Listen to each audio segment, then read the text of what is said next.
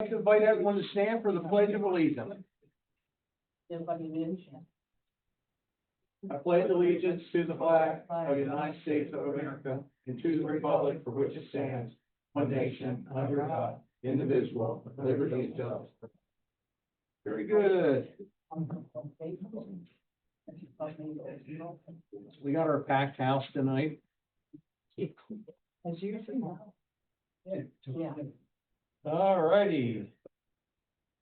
Minutes of the March 4th, 2026 meeting. Do we have a motion to approve the minutes? So moved. We got a motion and a second. Any discussion on the minutes of March 4th? Hearing none, all in favor? Aye. Motion carries. Financial report and payment of the bills. Do we have a motion to approve the financial report? So moved. Second. Motion and a second. Any discussion on that at all? Tyler, you're gonna go into, I guess, we got the new activity financial report and I love it. Maybe we can, I don't think we need to touch on base on this. That's not gonna be part of the budget, is it? No. But it looks great. All in favor? Aye. Motion carries. All right, Mr. Al Wine's gonna present to us, the Informational Technology Managed Services Contract Recommendation and Award. Good evening, Mayor and Commissioners. As you recall, back in early January 2026, we learned of Mike Devine's departure as the current IT provider.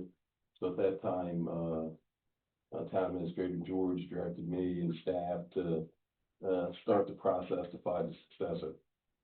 So that all started back in early January. We identified 7 potential vendors, and we went ahead and scheduled interviews with them.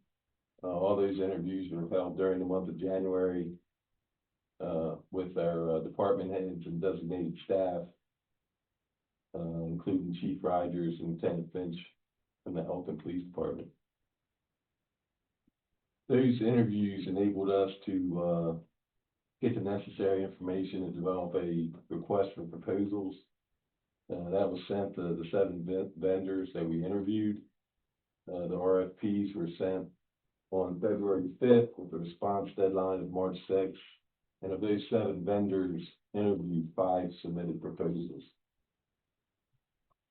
We received 5 proposals at the March 6th deadline. And after review of those proposals, the committee is recommending award of the IT services contract to Emerald Technical Solutions in the amount of $228,600. That's annually. Although this is not the lowest cost proposal, it's the most comprehensive in all aspects of IT services. It's also within the normal cost range for managed IT service contracts, and we learned that through the interview process. Furthermore, they were the only vendor that committed to 2 on-site employees after the initial transition period. They're located in Havre de Grace, so emergency response teams will be well within an hour.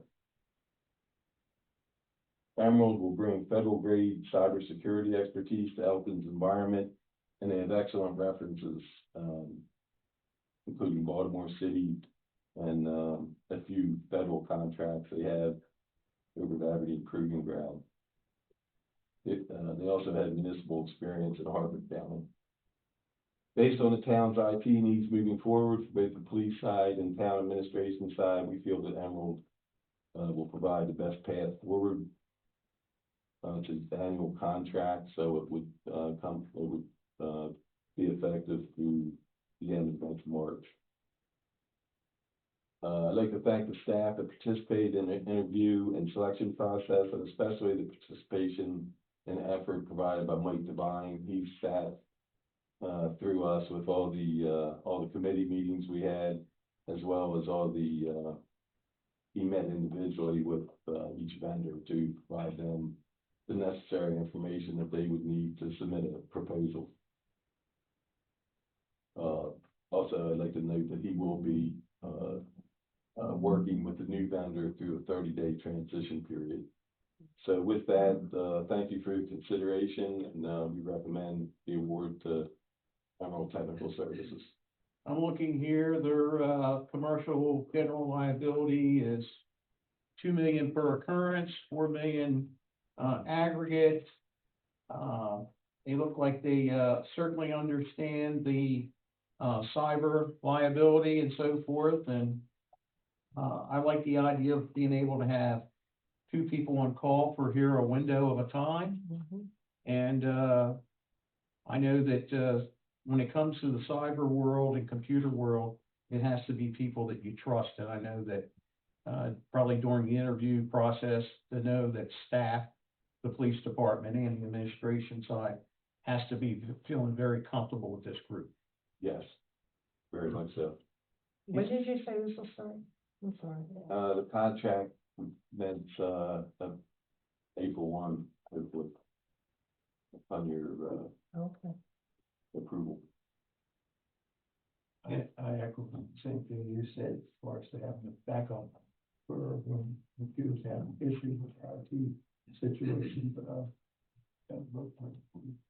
very good. Do we have a motion to accept the, agreement with Emerald Technical Solutions? So, Second. Motion, second, any discussion? yes, discussion, thank you for the report. It was well done and, there was no flaws in what you presented us, so that was good. And also you used the staff here, to accompany you in your decision making. Yeah, the, Lieutenant Finch and Chief Rogers were involved in all the, meetings. Dave, will you review the contract, or? I already have, I've been in communication with Mr. Wine and Tyler as well, and I've reviewed it, which made those revisions. And I believe those revisions were accepted by the contractor. Yes. Perfect. All in favor? Aye. Aye. Opposed? Thank you. Thank you. All right, Mr. Tyler, you are on. Tyler's gonna give us some, preliminary discussion on our 2027 fiscal year budget. Thank you, Mr. Mayor. Good evening, everybody. This budget process at the stage we're at now, this is a introductory draft budget being brought forward. I'd like to thank my fellow directors, the town administrator, assistant town administrator, and all of their staffs for their participation, time, and effort in this process for this point. It's a balanced budget that's being presented. I think it's recognizes where the town has been financially and also looks forward to where we're going in the future and planning for that future. Contemplates no rate increases either to taxes nor utilities, and accommodates all, I think, necessary operational expenses. I will say the departments took a pretty good hard look at their expenses this year. We changed the process a little bit from what's been done in the past, to focus more on refining and honing what actually is occurring on the expense side and taking a much deeper dive into what's expected on the revenue side. Just to hit some of the highlights and summary of it, the largest general fund, we'll start with the general fund since that's the general government operational side of the budget. The largest component of revenue being the real property tax. So with no rate increases contemplated, the growth that we're expecting there is strictly from the tax base itself becoming larger. And the growth we're estimating there to be about 6.2%. Not overly optimistic, given the current conditions and sort of uncertainty in the economics going forward, but also conservative, not overly conservative. And then we're expecting marginal increases in business personal property tax. That also just from the tax base growing. The rate is remaining the same there as well. We also are contemplating selling some surplus real estate that the town owns. There's a number of specific properties that are included in that contemplated divestment in real estate. And that's that's the highlights of the general fund revenue. On the expenditure side, there's a fairly long list, so I don't know if I want to read the entire list. It would take some time to read the entire list of what's going on. But on a town-wide level, there's 3% COLA increases for staff contemplated.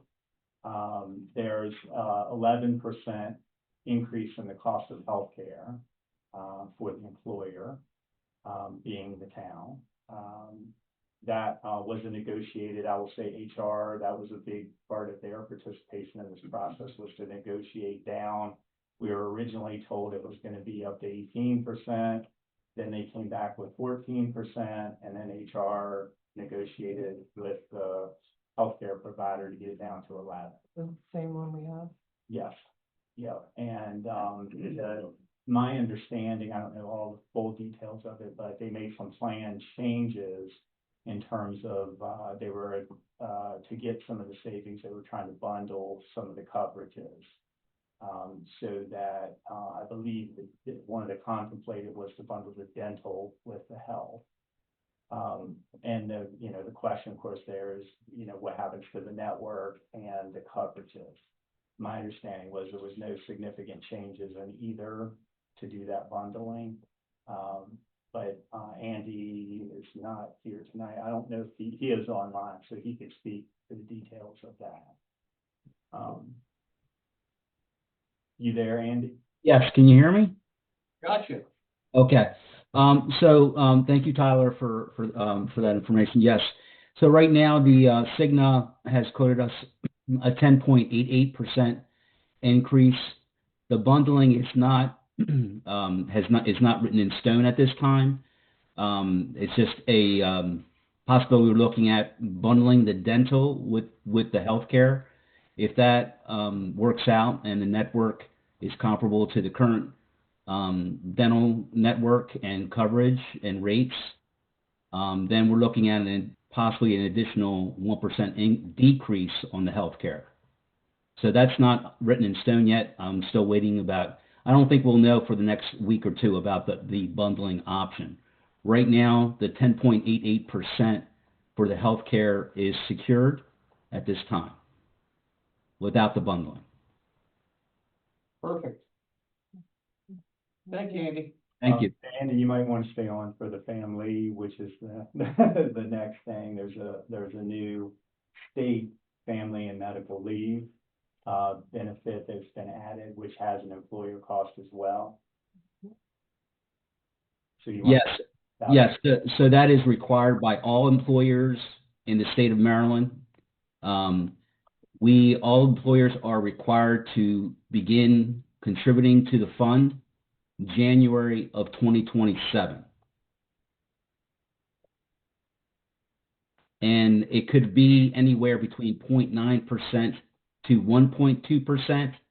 Half will be absorbed by the employer and half by the employee. And for this budget, we contemplate the worst case scenario is that it'll be on the high end of that range. Thank you, Andy. Thank you. And then we Assistant Town Administrator Al Wine and Assistant Finance Director Don France went to the Legit conference where information was given there about what to expect in terms of the premiums for the liability and property insurance next year. And the feedback that they came back with was 10% across the board increase for those coverages. So that is contemplated also in this budget. Al Wine just spoke to the managed IT services, and we just talked about Emerald and the new IT managed service provider.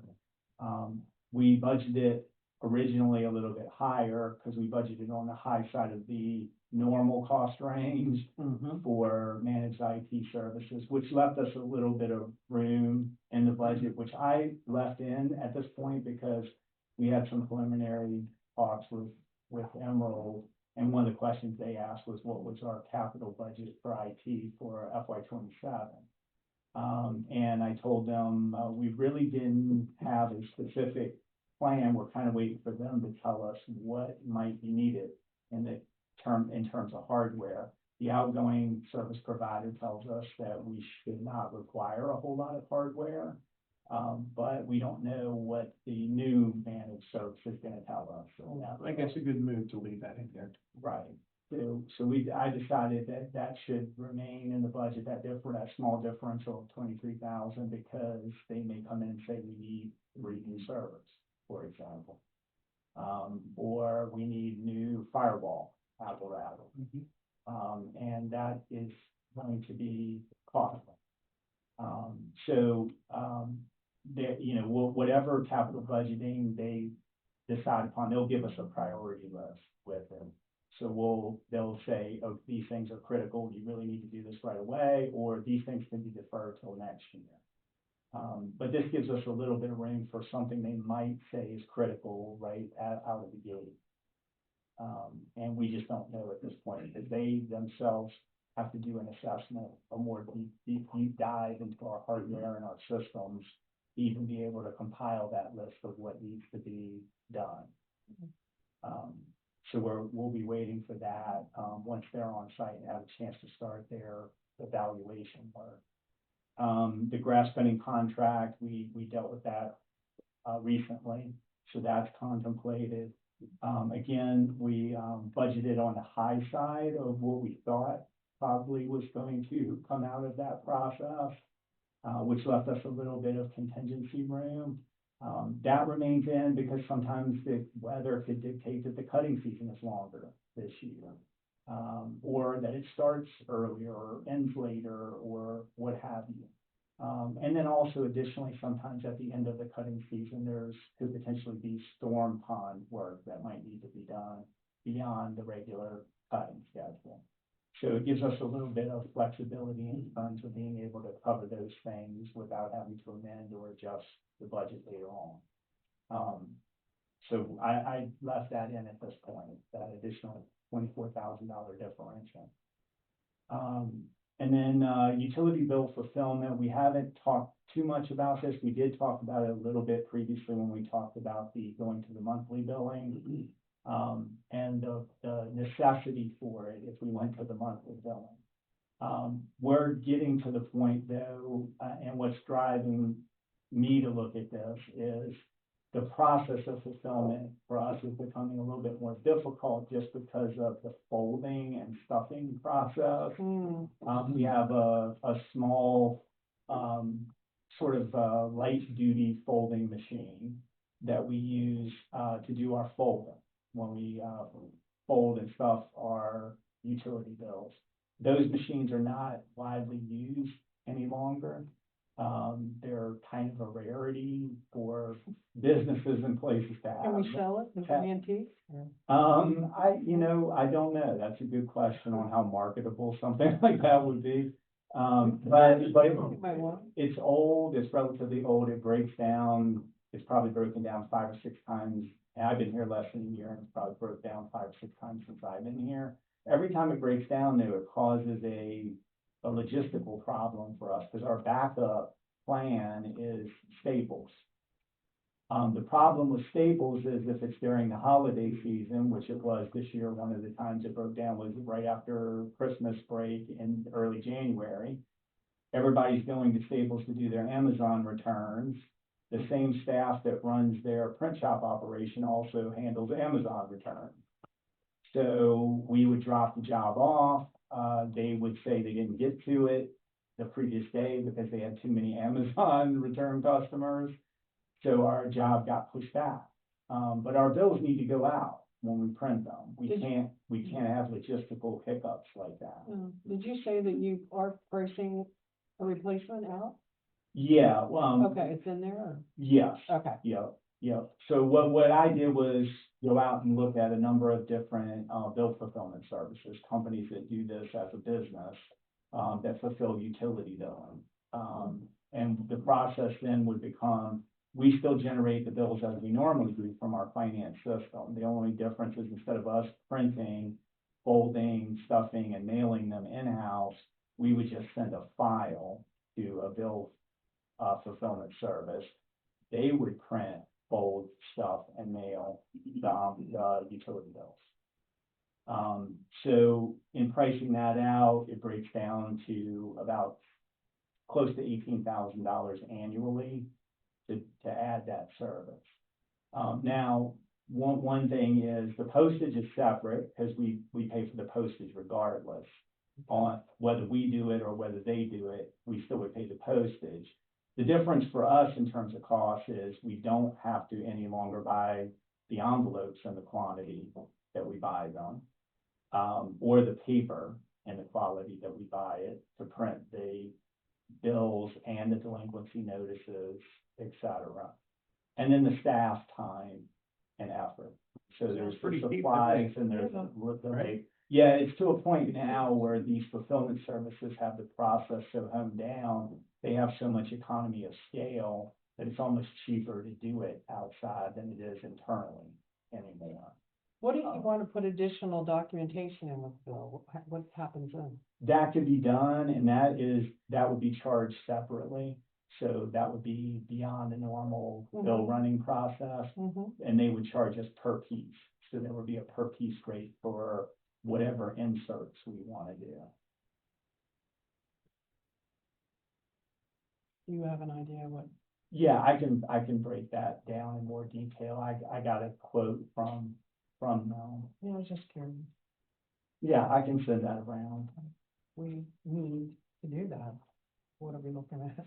Yeah, and I mean, occasionally we do have that, you know, and sometimes it might not even be a bill, it might be a separate notice that we That's have true. to send out, and those can also be accommodated. They would just be a separate per piece, because it would be beyond our normal volume that we've told them we were gonna send them. So we, you know, send so many thousands of bills per quarter.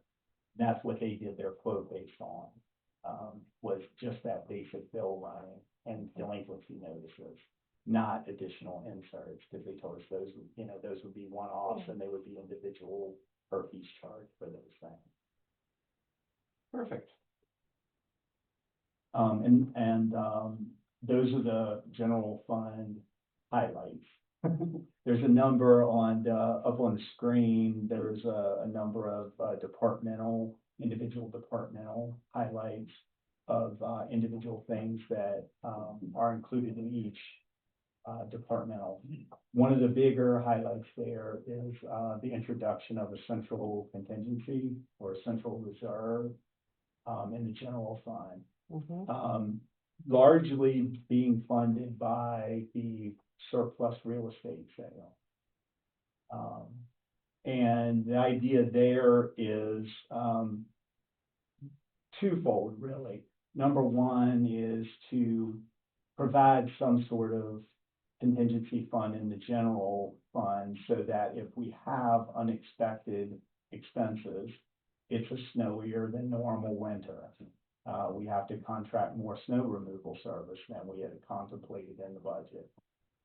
We have a building that burns down that we need to demolish. Something of that nature. It gives us a way to fund those things without amending or adjusting the budget. The secondary potential use of that is contributing to the unassigned fund balance at year end. In other words, creating a savings within the general fund, not budgeting to spend necessarily every penny that we expect to get in revenue annually.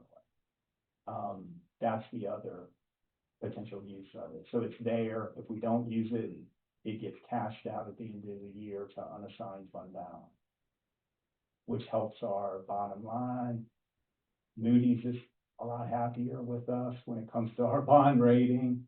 All of those sort of beneficial financial effects of just increasing their unassigned fund balance.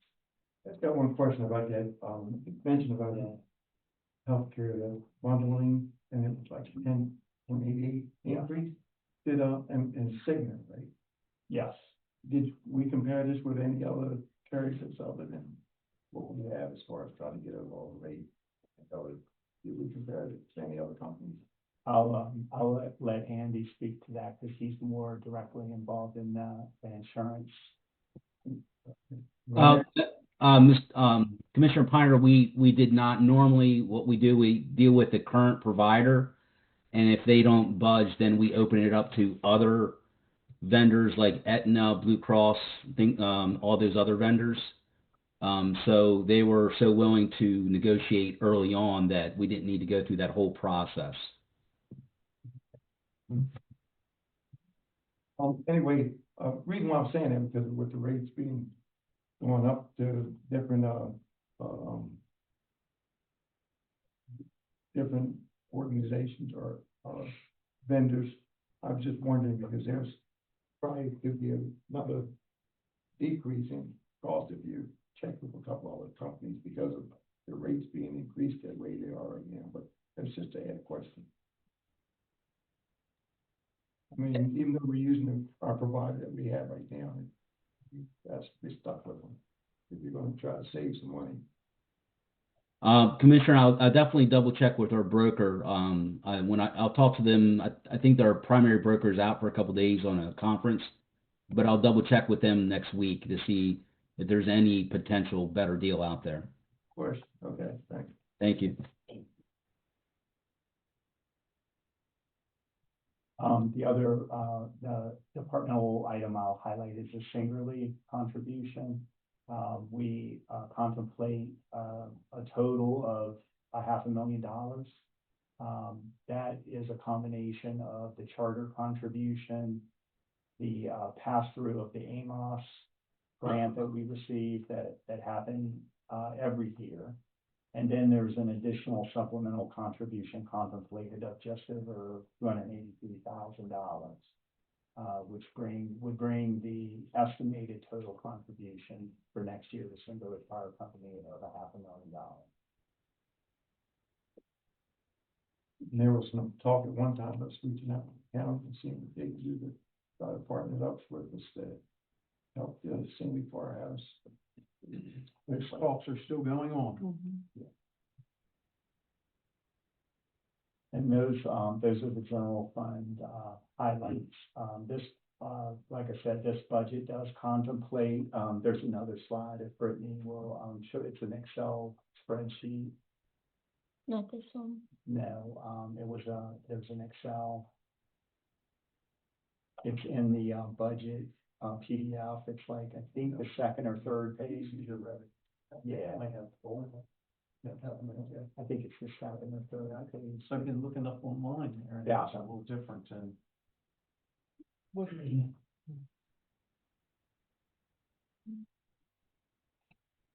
So a couple of the other, items I think to note, is I see the Elkton Alliance is out there renting, in the budget, we did increase, the town contribution, an additional $25,000 in this budget. Yes, yeah.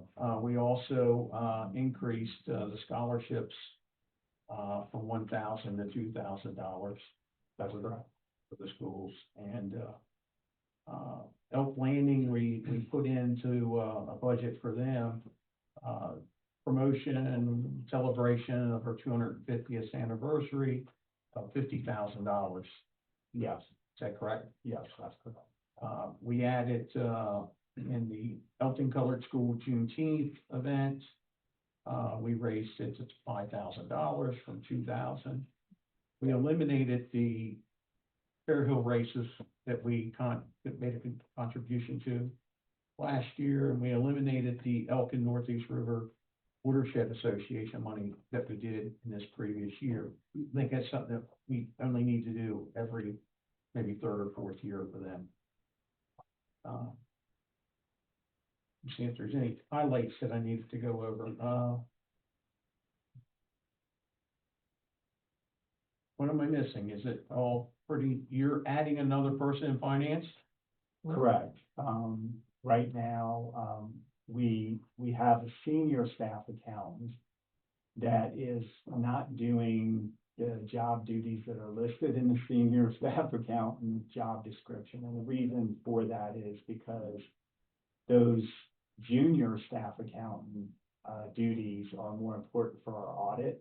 So when I started in, April last year, I sort of came right in the beginning of the audit cycle, and realized that we had masses of unrecorded transactions, a lot of unreconciled accounts, a lot of cash issues with unrecorded transfers, et cetera.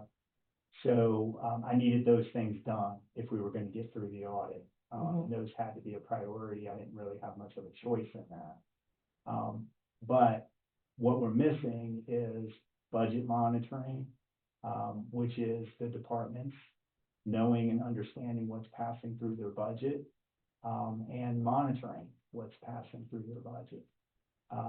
Where we could use a lot more AR and cash receipt management. That's one of our areas right now where we don't have enough hands involved in the process. We also need a little bit more treasury. So we have significant operating funds in our account at any given time. We should really be figuring out what our cash requirements are and investing whatever surplus operating cash we have to maximize our earnings potential on available funds that we have that we don't immediately or in the short term need to use. We just don't have the ability to do all of those things right now to complement in terms of staff in the finance department. There's a lot of things we should be doing, and I know we should be doing. I just don't have the hands to do them all. So that's one of the things that I'd hoped to get in this budget, was to actually have the hands to do some of these additional tasks that I feel like finance should be doing that we just have not been able to do to this point. Understand. Where are you gonna put them? Actually in Mike Devine's old spot since he's leaving. Oh, we're splitting at the seams here, aren't we? Is Yeah. there, Fortunately, we're gonna have a vacated, office space where Mike Devine has a desk right now, Sure. which actually is in With you, yeah. my area. so Tyler, we did a resolution, last year or the year before about keeping a certain amount of dollars into our, surplus rainy day fund balance. What does this budget show that we talked about? I mean, we're gonna meet that requirement and try to, it was hard for me to see that up there. Yeah, unfortunately, it doesn't show as large on this screen, but essentially what we're showing here is what our resolution requires, which a few years ago, resolution was enacted to provide for a general fund reserve. It was a phased-in approach, whereby over the course of 5 years, you would develop a 5% ultimately general fund reserve, which would be 5% of the general fund's revenue. Meaning that of the total fund revenue in the general fund, 5% of it you're holding essentially as a reserve. And in this sheet, what we're showing is where we currently are, which is we're meeting the reserve requirement now because the FY26 reserve requirement was 3%. FY27 goes to 4%. So the reserve elevates, but even with that elevation in the reserve requirement, we're still able to meet it without separating a separate line item necessarily in this budget, because our existing fund balance accounts for that 4%. in unrestricted fund balance. Or I should say unassigned fund balance. So what we've done in this budget is we've exceeded the direction we're going in the right direction. Right, And we're also building a contingency fund, which is something that we've never had before, correct. which is, And I will say the feedback I've gotten from Davenport, who is, our advisors when it comes to the bonds that are outstanding that the town has. The feedback I've gotten from them is that the 5% is pretty low. Industry standard, quote unquote, for municipalities is about 10%, what they say. well, that'll be our goal. If we went on the GFOA, the Government Finance Officers Association benchmarks, it would be more like 16%. Is what they think you should have in general fund reserve. And what this sheet does is try to project out where we are and where we're projected to be, assuming things are fairly straight line going forward into 2028 and into 2029. One thing we know is in the future, 2029, we have a fairly significant potential liability for the Southfields bond.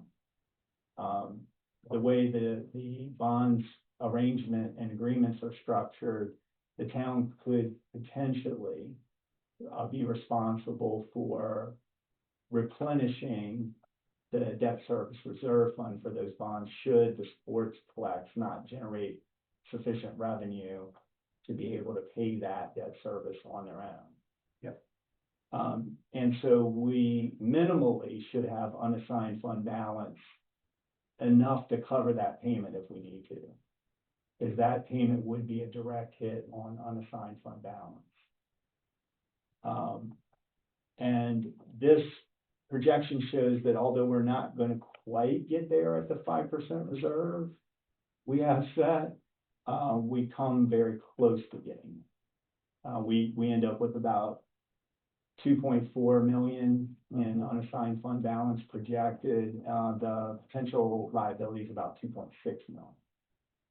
Tyler, looking at, going back to our, bank account, our balances. And once we get our, I guess, is there a chance that the unassigned will be greater after this fiscal year, or will it be less? And that's part of kind of contemplating where we've been, because we're coming off of a $1.1 million loss in the general fund for fiscal year 25. 26 year to date, we're on track, I think, to meet some of what we reserved last year. And last year's we reserved $2.2 million of fund balance to balance the budget last year. I think we're going to need a small portion of that. In other words, we're going to have a small loss again in the general fund in FY26. I don't think it's going to be anywhere near the magnitude of the 2.2 million, which is good because that means we're not contemplating reducing our unassigned fund balance by 2.2 million. But we may end up reducing our unassigned fund balance by a smaller amount again in 2026. Is there any of the ARPA dollars to be transferred into the general fund, or is that all over? It's all over now. FY25 was the last transfer into the general fund from the ARPA funding. And there really wasn't that much in FY25 that was transferred because there weren't very many remaining dollars available outside of those committed to projects in the water and sewer fund. Very good. Is there any additional questions from anyone on the board? Like to comment, I'd like to thank Tyler and his staff for a great budget illustrations you've given us and the time that you put into it. I like when I can call and ask your question and you get right to the answers to that. We can come back to it in days, but you've been very thorough with your numbers, thinking outside the box, and when I grow up, I want to be able to think about it. Thank you. It That is would have been my really, comments as well, without so many words. But, yeah, thank you very much, great work. Thank you, Tom. Very good. Yeah, he's taking a lot of heat off of us. In many, many ways, rather than us to sit down and scrounge numbers for a number of items. It seemed like you touched base with everything we would have beyond. And also you talked about where we've been and where we were going, and that's always a good move come budget time. thank you. Thank you. Much appreciated. It really is a team effort, though, I have to say. I don't do it all by myself. My staff and the staff of all the other administrative departments put a lot of work into it. And I can say that we're keeping the same rate for, another year, How about that? over 10 years now, I think. Very good. I do notice there's something missing off of DPW that was on the one I originally got, so I That's removed all. it, we talked about the later. stormwater management fund. Yeah, Yeah, we talked about it, and I think that we removed it. We're not gonna do it until we negotiate with MDE if we have to. oh, okay, so okay, I'll have a talk then with Dan or somebody to educate me more a little bit on that. Thank you. I think it's- Okay. He's here. Dan's being honest, he could probably tell us. Okay. I was just surprised to see it in there originally. So, but if it's gonna be deferred, Yeah, we could defer. it'll be deferred, that's fine. Thank you. Thank you, Tyler. Thank you. Anything else? I don't think so. All right. All right, Lou, you're on. A couple of quickies here. The first one is a public works agreement with the WC Summit LLC. We're going to do, the Summit of Walnut Hill Section 2. This is up, familiar with Walnut Hill, it's along, Singley Road there, that section right there, they're gonna build 21 townhouses. So, they've already signed the, public works agreement, so, all we need is word approval on there, so then we can move it with another residential project up there, and they're ready to go too. Louis, specifically, again, where's that location gonna be, where that townhouses are? We're turning into, Katy Lane into, Walnut Hill, it's on the right. Forest there, that'll come out, and then there'll be 21 townhouses, so. We have a motion to approve the Public Works Agreement Summit of Walnut Hill, Section 2. Second. Motion and a second, and any discussion? Hearing none, all in favor? Aye. Motion carries. Public Works Agreement is approved. Mayor needs to sign this, so there will be more copies. Okay, next item, I have resolution R4 2026. This is where you're gonna save a little money. The town, general fund borrowed money from the sewer fund a while back to build a community center. And the board's made a decision, or is about to make a decision, to forgive that loan, and, I'll read this.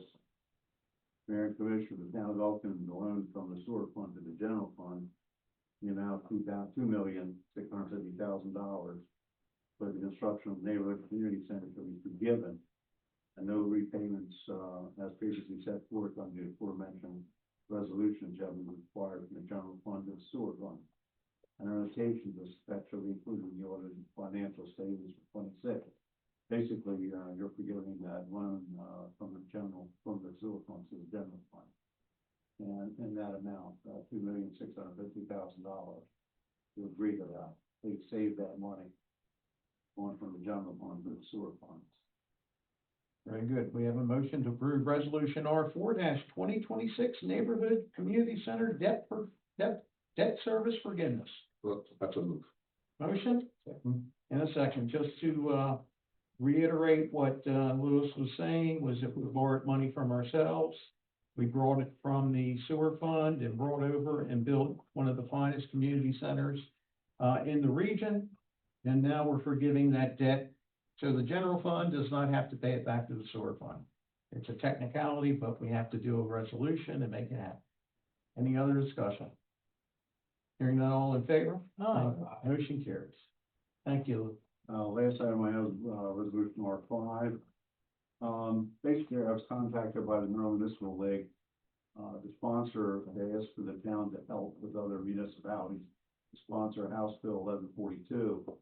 And the purpose of this bill was to form a task force to modernize county and municipal revenue study to determine how to improve that process.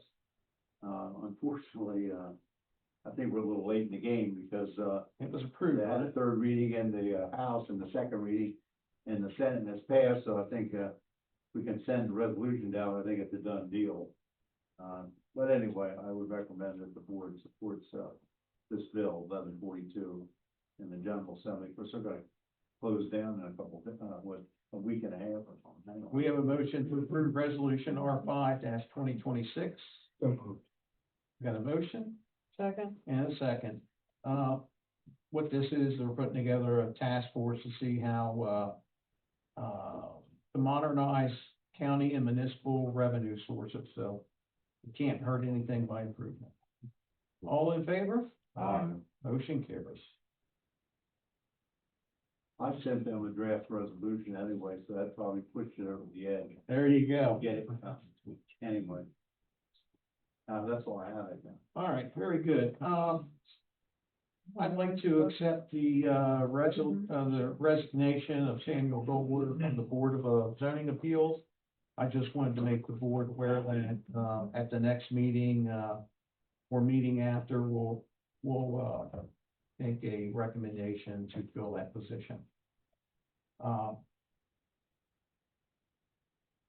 On Saturday, I actually did a tour of the water plant, and we had several members of Infomark there to help the young man, Sean Wentz. He was applying for his Eagle Scout badge. And one of the things that he wanted to talk about was, I wish I could say the word crypto, what? Lou, give us Cryptosporidium.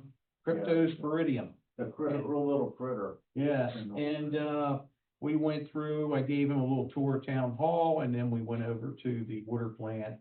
And we were able to show him the process of making water, or cleaning water in the town. And we showed him the areas that, how the UV works on that. The one thing I wanted to report back to the board on was that the controls are in place, that if the cryptosporidium level with turbidity is so high and for some crazy reason the computer shuts down again, it will shut the whole system off. There's a standard there, and they haven't set up now, so it automatically will shut off the water if the turbidity gets to a certain point. And that's where we got into that turbidity technique. Yeah, so it's a nice safeguard that was put in place that we should never have this issue again. And I did learn a little bit more about cryptosporidium. Is that, and I think it's important for all to understand this, is that it wasn't until 2018 was the first time that MDE said to us that we had to treat for this bacteria. So all the years prior to 2018, we were drinking our surface water and we were digesting that.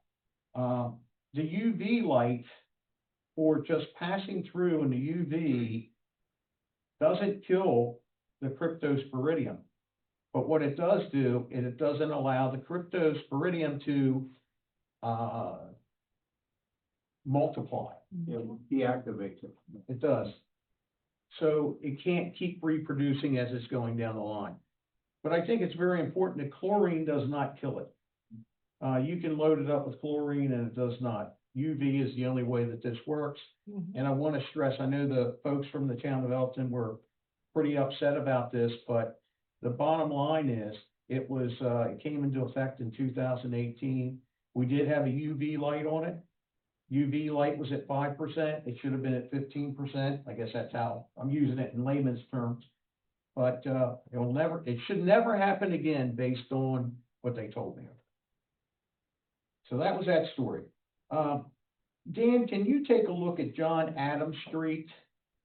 and put that on the list to, if you feel it's, in need of paving. I was told there was a, person walking across the street and about fell into, one of the potholes, and, the street needs to be, stripped down and repaved with a couple inches of blacktop, but maybe take a look at that and report back to us. And then the last thing, Lou, this kind of came up, I think we got 5 or 6 different pest control people in the town of Elkton. And each of them has been in my ear about trying to get the town of Elkton's business when it comes to pest control. And, as I've been digging into this a little bit, I'm not sure if we actually have ever put pest control out on bid, as many properties as we have. So maybe that's something, Tyler, maybe you can look and see how big that bill is. And maybe that's something that we could give, the 4 or 5, maybe we split it up between the 4 or 5 pest control companies in the town. I'd be happy to do that. Or we just give it all to one. But the ones that don't have any business, they're upset that they don't get a shot. And I know it's something that I don't think we've ever put it out on bid. I don't think so. I don't recall. How often do we need? Well, I'd say, with the termites in your home, they come out, once a year, I guess, or if you have, ants, they'll come out once a month and until they feel they're gone. I don't even know if we're having any problems. I heard Elk Landing has some major issues down there right now. I think they have some nice. Down there. Some nice. Well, let's take a look at it, and my wish would be to give them all business, if it's possible. But we don't know what we're dealing with yet. I have no idea. That's, we need to find out. And I had no idea. All right, Gene, you're up. I'm up. Dan, the only thing I have is, I visited the Elkton Music Hall. Okay. And, there's the spot right in front of the barber shop. That's painted yellow. But I don't see why it needs to be there.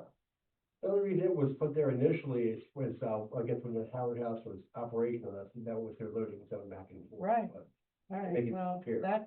make it disappear, but there's also no lines on that side of the street. That people kind of park a little willy-nilly on that side of the street.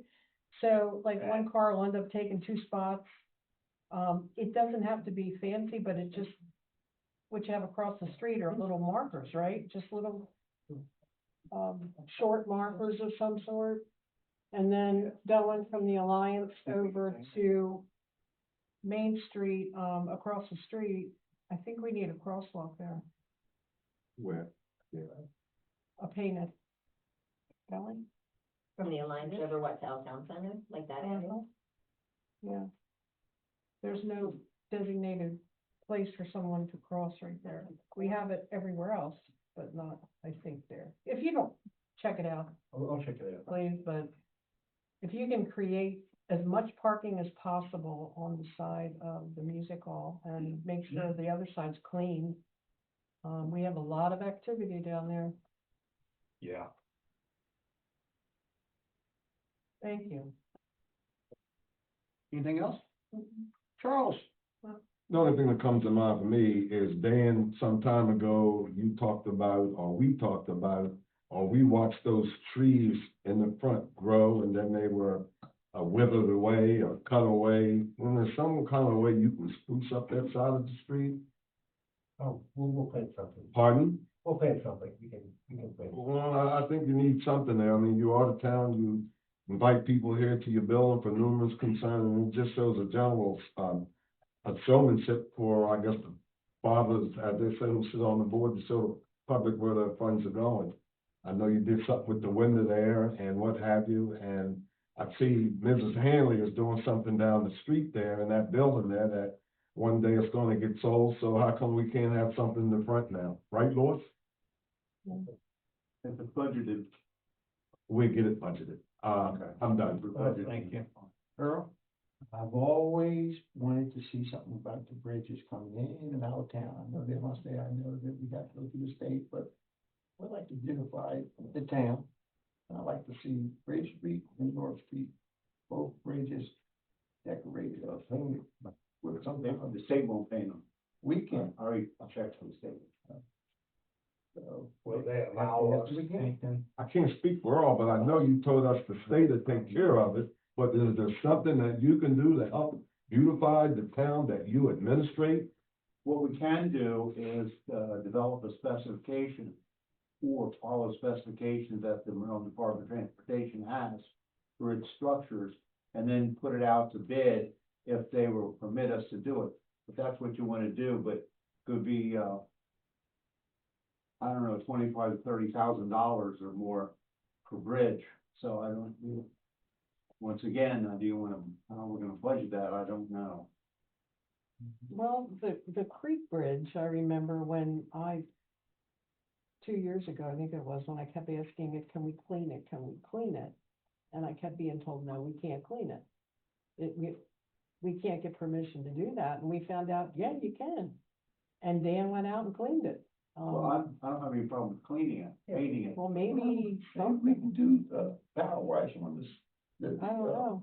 the cement, I mean, it's just a mess coming in and out, and we wanna beautify, remodel the road and do it, we can.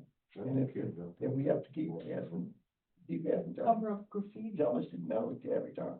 We just keep asking. You know, what I'll do, I'll send a thing to the, district engineer, I wonder if they Well, would I have cover to up know. graffiti. see if we can, have to let us power wash it at our expense. So, I mean, I asked I the think we have question, equipment to do it, but. I asked the question, send that to the engineer. The engineer gonna give us $5,000 bill for, telling us, no, we can't. He's gonna ask the state Highway highway. engineer, that's what that's already saying.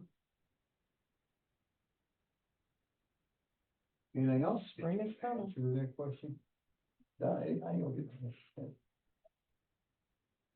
Will we be charged for that, Louis? What's that? Talking to the engineer, How much is it charged? any kind of planning or anything like that? No, I think just that's sent, what you're I asking sent an now. email to him. I'll send an email to him tomorrow morning. We want to power wash, the Bridge Street and North Street bridges. Is there any opposition to that from the state highway? If they say no, then I'll let Dan and let's set it up and do it. That's all. We'll have to have traffic control and all that. That's all. We have police actually can do that.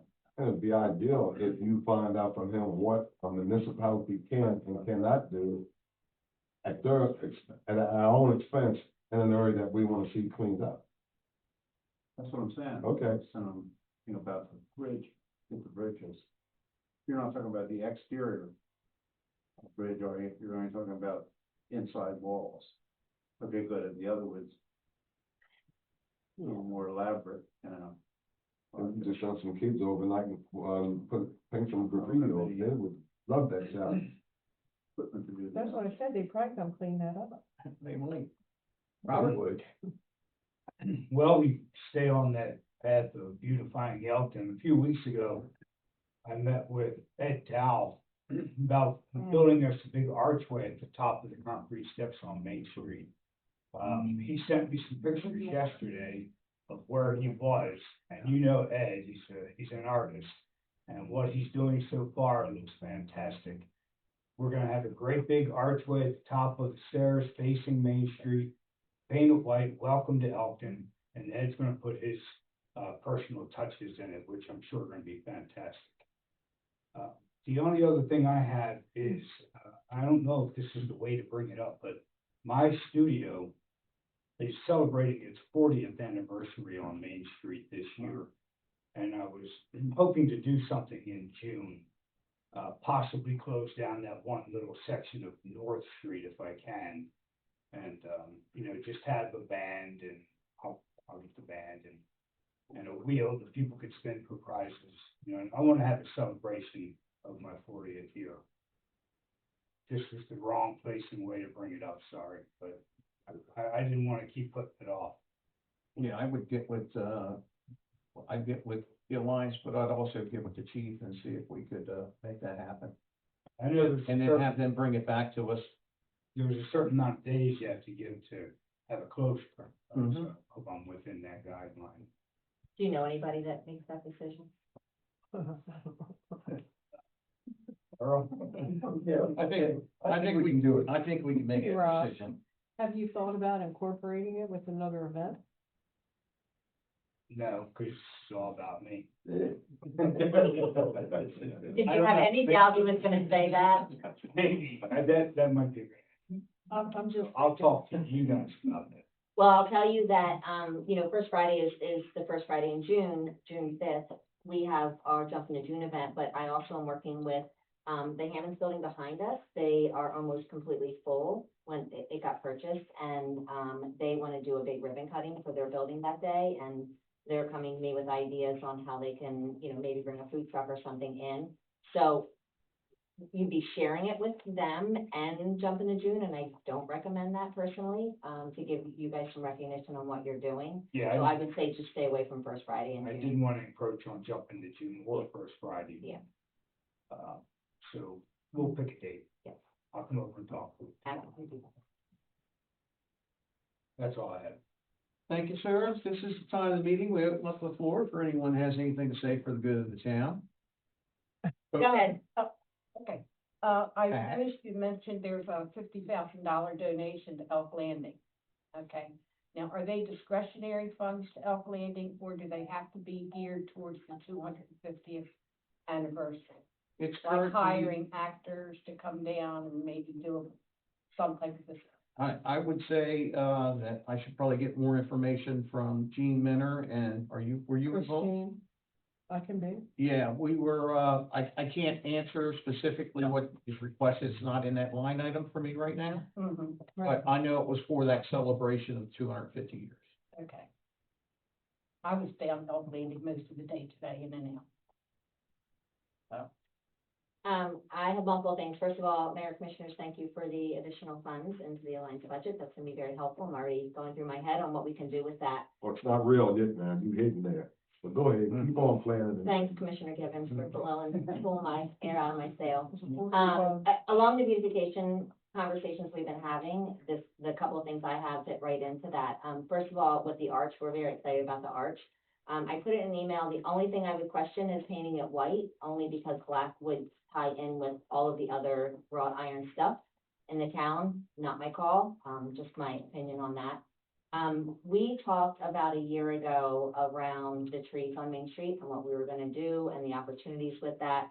I know we have a new landscaping company, and I don't know if that goes into the conversations with them. Rob, I know you were instrumental in leading those conversations, so I would just ask that we not let those fall off the wagon, and we pick those back up and have those conversations to see what we can do, along Main and North and wherever else we could do that.